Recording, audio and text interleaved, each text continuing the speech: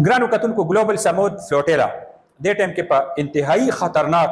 صورتحال سره مخامخ ده. تېره ورځ موږ تاسو سره ویډیوز شیر کړي چې د ګلوبل سمود فلوټیلا چې هسې خو د دې قافلې هر یو رکن هغه ډېر لوی نومونه دي او ډېر حوصلې والا خلک دي، خو چې کوم دشمن په چا اټیک کړی دی د ټولو نه غټ نو هغه سینیټر مشتاق احمد خان دی او هغه باندې چې کوم سایبر اټیک وشو د هغه موبایل هیک شو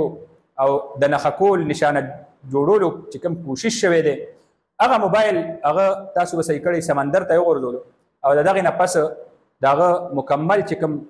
رابطې ذریعه وه نو هغه رابطه د تېرو 12 ګنټو نه 15 ګنټو نه رابطه نشته، خو کم اطلاعات چې رارسي نو د هغې نه به موږ خبره کوو چې دې ټایم کې د اټلي کم سکیورټي چې کوم هغه بحري بیړه روانه وه نو هغې خو خپله بحري بیړه د هغې نه واپس کا. د ترکي او د سپین هغه به دستور د دې ترکي د ډرون نگراني کوي، د چې کوم ټکنالوژي د هغې ورته مهیا کړي دي، سپین د دې د حفاظت انتظام کوي، د خطرناک صورتحال پیش نظر دغلته که څه حادثه کیږي نو دی به د بچ کولو کوشش کوي. زه په دې باندې خبره کوم چې سینیټر مشتاق احمد خان دې ټایم کې غټ ټارګټ دی په دې قافله کې او بار بار هغه د پاکستاني قوم دامره پاسولی دی، د دی ته اوازونه کړي دي او دا موبایل سمندر ته غورځول مطلب د دې نه کشتی سوځولو، ځکه چې هغه ډېره غټه موږ خو دلته جي خپل اکاونټ هغه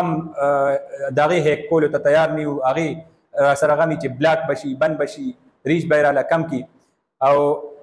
دغه خلکو خپل هر څه په دو لګولي دي او چې موږ به په هر صورت کې خپل منزل ته غزې ته رسو او هلته به دا سامان رسو. د انسانیت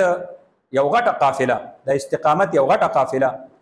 او دغه کې چې کوم خلک دي دی د خراج تحسین مستحق دي، خو دې ټایم کې انتهایی په خطرناک صورتحال سره مخامخ دي چې په ریډ زون کې روان دي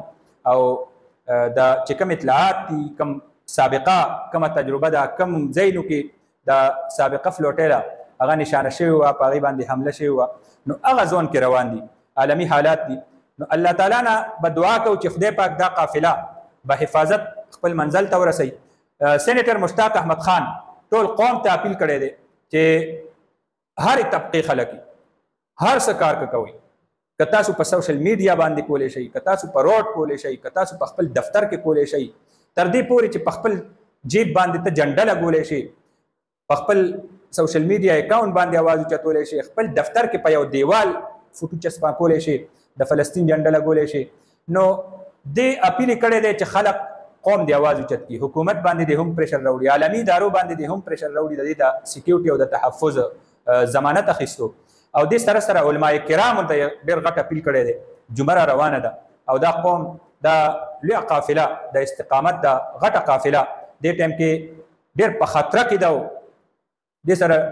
ډېر غټ ملکونه تړلي دي، ډېره غټه دنیا ورسره تړلې ده، ډېر غټ امیدونه ورسره تړلي دي. نو علما کرامو ته اپیل کړی دی چې د جمعې په ورځ باندې په خپل هر یو منبر او محراب نه تاسو आवाज اوچت کوئ د ګلوبل سمود فلوټیلا او دې سره سره د جومات نه بیا راوځئ نو لږې مظاهرې وکړئ. دې سره زه د څومره چې کالج سټوډنټان دي، طالب علمان دي، اداکاران دي، د تاجران دي، سیاستدانان دي او د هرې طبقې زمینداران دي، که هره طبقه ده د هغې ذمهواري جوړېږي چې سبا دې روډ ته راوځي، بله ورځ دې روډ ته راوځي، علامتي احتجاجونه دې وکړي، اواز دې اوچت کړي چې ګلوبل سمود فلوټیلا د دې باندې اټیک ونشي، د دې حفاظت وشي، دا په حفاظت الله تعالی خپل مقام ته ورسوي. او زه به بیا ووایم دې ټایم کې انتهایی سختو حالاتو سره ګلوبل سمود فلوټیلا دا مخامخ ده او په های ریسک زون کې هغه روانه ده او کوم اطلاعات چې را رسېدلي دي نو هغه دغه دي چې د اټلي بحري بیړه هغه ترې نه واپس شوه، اوس د ترکي او د سپین بحري بیړې پاتې دي او دی پر اعظم دي خپل موبایل یې خپل کشتۍ د موبایل او کشتۍ چې دي هغه سوځولي ټول قوم کتلي دي او یوه حوصله پاتې ده چې په هر صورت غزې ته رسېدل دي او د دغه زخمیانو دردمندو خلکو په زخمونو او په دردونو باندې مرهم